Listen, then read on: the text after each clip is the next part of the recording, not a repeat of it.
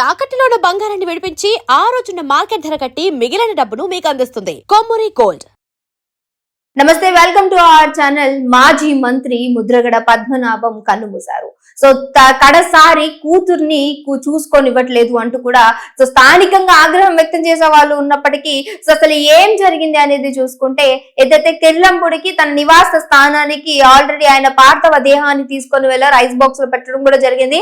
అభిమానులు, అలాగే కుటుంబ సభ్యులు, స్నేహితులు, సన్నిహితులు అందరూ కూడా ఆయన కడసారి చూపు కోసం వచ్చి అక్కడ భారీ బంధుగా నిజంగా హైటెన్షన్ నడుస్తున్నటువంటి పరిస్థితి కనిపిస్తుంది. ఇదే క్రమంలో కూతురు క్రాంతి తండ్రి కడసారి చూడాలి అంటే చివరి చూపు కోసం వచ్చినటువంటి కూతుర్ని ఏదైతే కిర్లంపూడి మార్గం మధ్యలోనే ఆపేసినట్టు పోలీసులు తెలుస్తోంది. సో ఇదే క్రమంలో అసలు ఏం జరిగిందని మాట్లాడికే ముందు సో మాజీ మంత్రిగా ఉన్నటువంటి పద్మనాభం గారు సో స్థానికంగా ప్రజల కోసం చాలా చేయడం, ఆయన యొక్క పదవిలో ఉన్నప్పుడు ఎన్నో నిజంగా ప్రజల కోసం చేసినటువంటి వ్యక్తి, ఈ రోజు ఎంతో మంది అభిమానులను సంపాదించుకున్నటువంటి వ్యక్తి, నిజంగా సో చాలా మంచి వ్యక్తిగా కూడా మాట్లాడుకుంటూ ఉంటారు. ఇదే క్రమంలో ఎంతో మంది నిజంగా భారీ ఎత్తునే ఆయన యొక్క భౌతిక గాయాన్ని చూడటానికి కూడా ప్రజలు రావడం జరిగింది.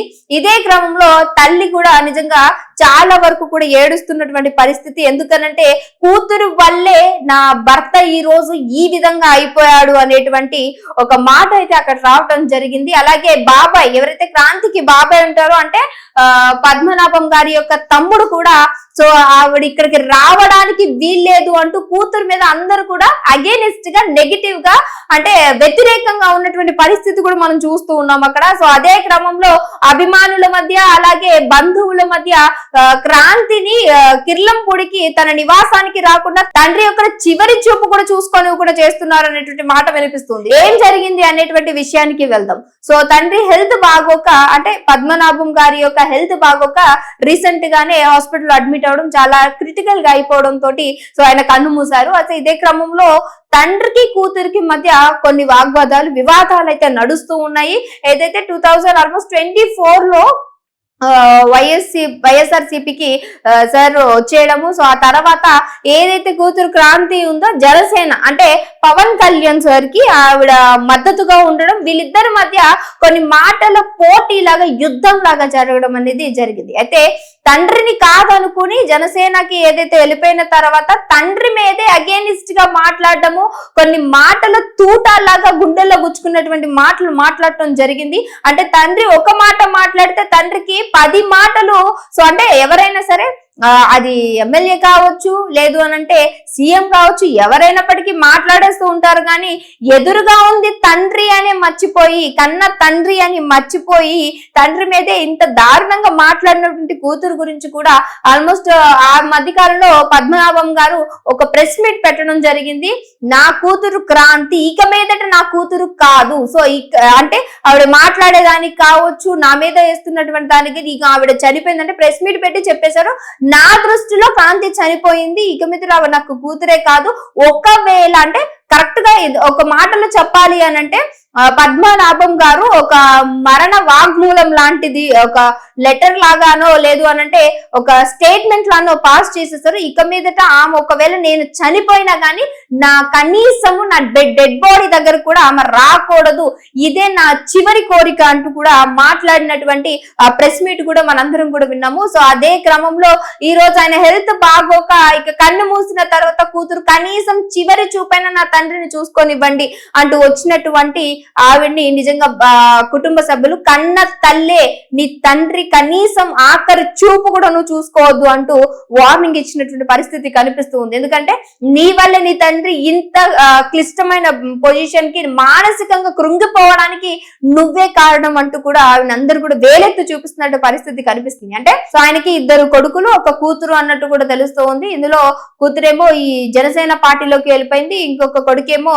ఈయనతో పాటే పార్టీలో ఉంటుంది, ఇంకొకరేమో ఏదో బిజినెస్ చేసుకుంటూ ఉంటారు. సో ఇదే క్రమంలో ఈయన వైసీపీలో ఉన్నటువంటి క్రమంలో కూతురు సో జనసేన తరపు నుంచి తండ్రికి కౌంటర్లు ఇవ్వడం అనేది, అది కూడా అతి దారుణంగా, తండ్రితో మాట్లాడాల్సినటువంటి తీరు కాదు, అంత దారుణంగా మాట్లాడడం చూసి ఆయన మానసికంగా ఒత్తిడికి గురై అదే ఒక భావనతోటి ఆయన యొక్క హెల్త్ అంతా కూడా డామేజ్ చేసుకున్నట్టు కూడా తెలుస్తుంది. ఇదే క్రమంలో అక్కడ వైసీపీకి సంబంధించినటువంటి నేతలు కావచ్చు, సో అభిమానులు కావచ్చు, ఇక మీదట క్రాంతి ఆయన చూడటానికి కూడా వీల్లేదు అంటూ ఆల్మోస్ట్ ఆవిడ 7:55 కి అంటే చాలా వెహికల్స్ లో కూడా ఆవిడ రావడం జరిగింది. చుట్టుపక్కల భారీ బందోబస్తు వచ్చారు. కానీ ఆవిడ కారణం అంటే పోలీసుల్ని కొంచెం వేడుకున్నట్టు కనిపిస్తుంది అక్కడ మనకి.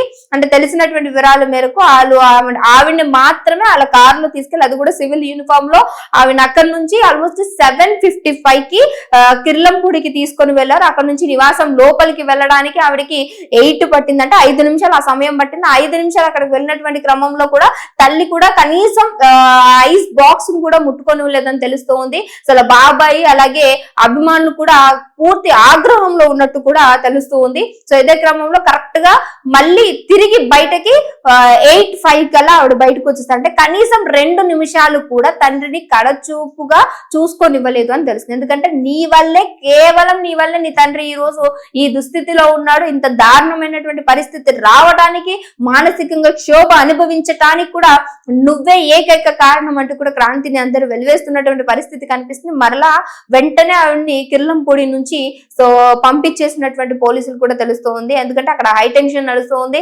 సో ఎక్కడ ఏ దాడులు జరుగుతాయి, ఎవరు ఎలా బిహేవ్ చేస్తారు, దాని అంతా కంట్రోలింగ్ తీసుకోవడం చాలా కష్టం అని చెప్పి వెంటనే కనీసం 2-3 నిమిషాల వ్యవధిలోనే ఆవిడ్ని వెంటనే పంపించేయడం అయితే జరిగింది. కానీ అంటే తల్లిదండ్రుల మధ్య ఉన్నటువంటి ఏదైతే క్రాంతి చేసినటువంటి విధానం ఉందో నిజంగా అందరూ కూడా ఆవిడనే దూషిస్తున్నటువంటి పరిస్థితి కనిపిస్తుంది. ఎంత అయినప్పటికీ తండ్రి హాస్పిటల్ ఆల్మోస్ట్ చాలా రోజుల నుంచి అంటే ట్రీట్మెంట్ తీసుకున్నప్పుడు ఒక్కసారి కూడా వచ్చి చూసేళ్ళినటువంటి కూతురు ఈ రోజు జనాల ఆదరణ కోసం, వాళ్ళ మెప్పు కోసం, వాళ్ళ ప్రేమ కోసం సో తిరిగి నా దగ్గరికి వచ్చి దొంగ కన్నీళ్లు ఏడుస్తే మాత్రం ఒప్పుకోవద్దంటూ కూడా భార్యకి ముందుగానే చెప్పినట్టు, భార్య అసలు సస్యం మేర ఒప్పుకోనంటే ఒప్పుకోను అన్నట్టుగా కూతురుని అక్కడి నుంచి పంపించినటువంటి తీరు కనిపిస్తూ ఉంది. మరి ఈ విషయంలో నిజంగా ఆయన కడసారి నిజంగా చూసుకోవడానికి కూతురుని పంపించలేదని కొంతమంది బాధపడుతుంటే, ఇంకొంతమంది నిజంగానే నీ వల్లే కదా అనేటువంటి మాట కూడా వినిపిస్తూ ఉంది. సో ఇంట్రెస్టింగ్ టాపిక్ తో మీ అందరి ముందుకు వస్తే అంతవరకు చూస్తూనే ఉండండి ఓ ఛానల్.